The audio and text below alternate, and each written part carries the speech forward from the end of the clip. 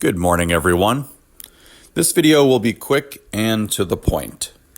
I won't get too technical or nerdy on you in this video, but it's really to talk about some of the things that many of you may see in the news, probably coming out most today, this morning. It's kind of making headline news, but I imagine it's going to be a major talking point for the next several months, which is quantum computing.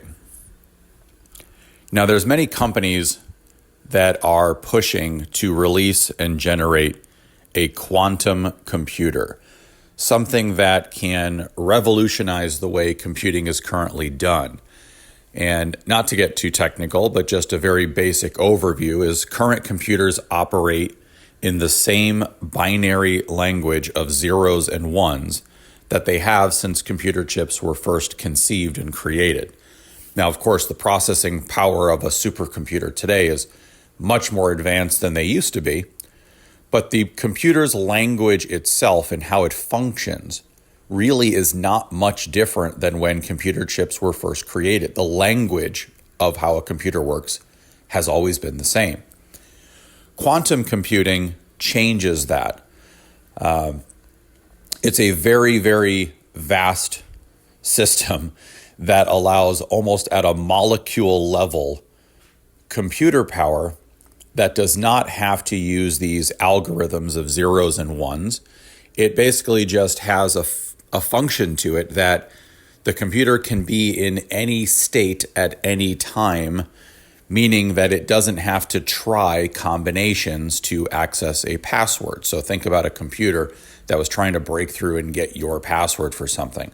It would have to try all different combinations of letters and numbers and symbols, and eventually, with enough time, it could probably crack your passwords, right? Well, Bitcoin is one of the most secure networks on the planet. It's the reason it is held up as the number one cryptocurrency. There's a reason why it has the value that it has. It is an incredibly secured network, and to this day has never been breached. Quantum computing is being touted now as something that could easily break through Bitcoin's encryption and network, most likely in seconds, because it doesn't have to try all different password examples or your key phrases, right? Your seed phrase to get through into your account. It could basically be all combinations of all letters, numbers, names, passwords at the same time. It's a little difficult to grasp. And again, like I said, you could easily go down a rabbit hole with this. But the reality is quantum computing will revolutionize the world once again. As you constantly see now, we are in a very technologically booming time in humanity between AI and everything else coming out. So, why is this making headline news? Is it because quantum computing is finally available and it's going to start getting implemented and change the world for the better? Is it going to revolutionize the way some computers work and make us the safest country on the planet? No. When you look at the headlines, so far every quantum computing headline of Google's release of this chip is talking about Bitcoin. Coincidence? No. Why is this happening? In my honest opinion, I believe that the Fed is frightfully concerned about what Bitcoin is doing to our sovereign currency here, our fiat currency, and how Bitcoin and crypto in general is changing the way the financial system works. It's a disruptor. When Bitcoin was announced and first came onto the map, again, many people didn't understand it. It was kind of a little nerd's fun and game on a computer. They're cracking codes, they're getting paid in these Bitcoins. It didn't really make a lot of sense to folks, and they swept it under the rug for a decade. Fast forward now, we're sitting at a $100,000 value of one Bitcoin. The world is adopting it. Every week, 2 million people sign up for Coinbase to get access. It's growing and growing at such an extreme level that they can't get away from it now. So what do you do if you're in power and you're slowly losing that power? You create a narrative. You either create fear around Bitcoin, you create fear around why it's air, right? It's nothing. Peter Schiff, who is a big promoter of gold, and he's pretty much a standard financial advisor now for many years. He has been a big proponent of buying gold and stocks and bonds and the traditional finance mechanisms, and has basically always put Bitcoin at the back of the line as an asset to purchase because it doesn't exist. Bitcoin is not real. And he's had this stance for many years. Warren Buffett's the same. Charlie Munger's the same. These are people who have made their wealth from the traditional banking system and finance.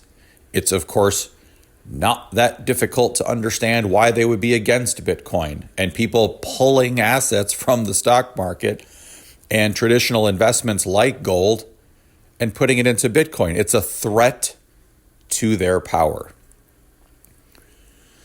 So when you look at the news today and you're looking at the headlines from Fox Business, MSNBC, all these other networks, almost every one of them is not talking about what a tremendous technology change quantum computing is. The headlines always talk about how this is going to affect Bitcoin. Now, maybe it is something that can affect the Bitcoin network. Perhaps maybe it is something that could break through the blockchain security and encryption. Maybe it would cause the value of Bitcoin to go down because it really could potentially steal all the Bitcoin. Well, if that's the case, then here's what else is at risk. That would mean that Google's quantum computer can break through the NSA firewall in less than a second. It could probably get all the nuclear codes to launch all the nukes in about 1 second. It could break through and get into every single computer password restricted account on the highest level of security on everything on Earth in a second. So if it really does have the power that they have said it has and can do, I think the world is a little more at risk of what we'll call self-destruction than I'm worried about the value of my Bitcoin. Because if something like this truly does exist, do you think the first thing on Google's radar is Bitcoin seed phrases?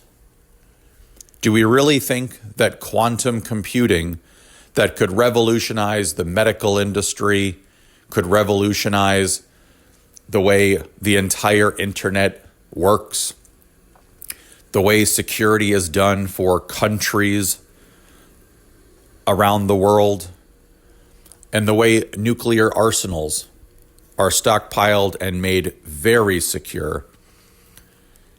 I would think the bigger threat of quantum is an entire collapse of the internet-based system that we live in today. All of our phones, all of our computers, everything we do, most of our lives in our day, most of our jobs, everything relies on the internet. If quantum computing can break through everything and all bank accounts in half a second, I think that the hundreds of trillions of dollars that's in the standard financial system of Wall Street, the stock market, the federal government, and everything else might be at bigger risk than a bunch of nerds who came together to buy something called cryptocurrency. So that shows me that this is a narrative. That shows me that this is a narrative being promoted once again to not only keep the price of Bitcoin down, but to scare people from getting into it in the first place. People who might be on the fence, maybe the boomer generation that are in their 60s and 70s and 80s, folks that are thinking about transitioning some of their wealth into Bitcoin from traditional markets. it's a threat to that system. Again, if you've got $1 million tied up in the stock market and you're about to pull that money out, maybe put some of it into Bitcoin, multiply that by 1 billion people. It's going to change everything. This is also why Bitcoin is such a threat to the world in a lot of ways. But the average consumer, the average person, the average country citizen is looking for ways that the government can stop messing with them, can stop devaluing their money, can stop taxing them. All of these different protocols and problems, Bitcoin is designed to help solve. It's the people's money.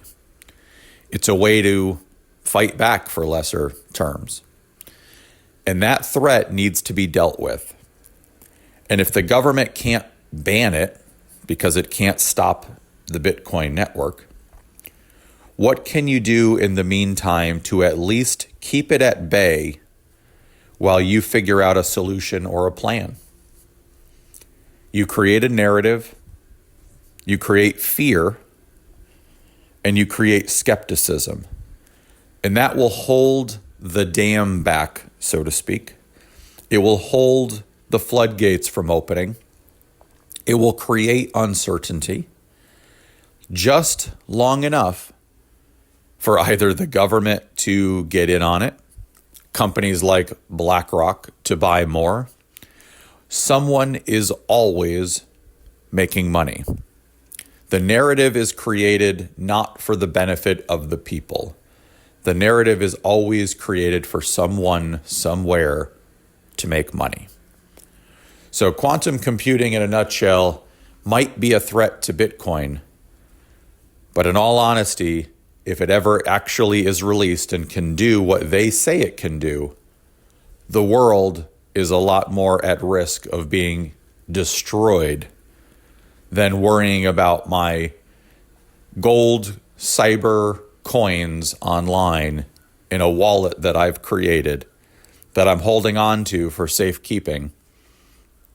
I've got a lot more at risk. I probably won't have a job. I won't have a bank account. Everything I have invested will be instantly swiped away because the computer chip can do all of that to all of us in just a second. So is Bitcoin really what we're worried about? No. And I think the narrative is just another example of pushing an agenda to try to keep something down that people are demanding and crying out for as a desperate attempt once again. And if I'm deemed wrong and quantum really can break through Bitcoin's encryption, like I said, I think we've got bigger problems. And we're all headed in a very interesting direction. But we shall see.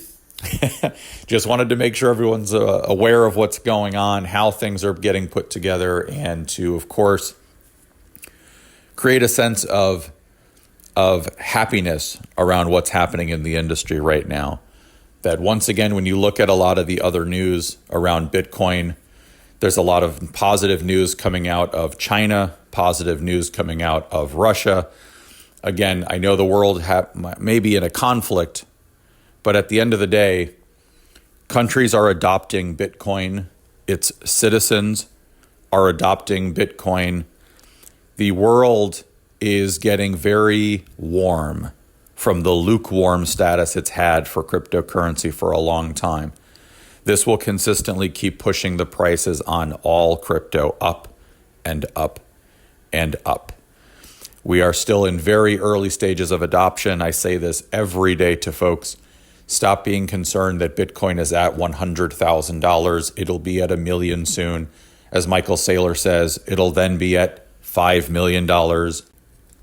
So just don't get hung up on news that is meant to sway you from being positive on crypto in general.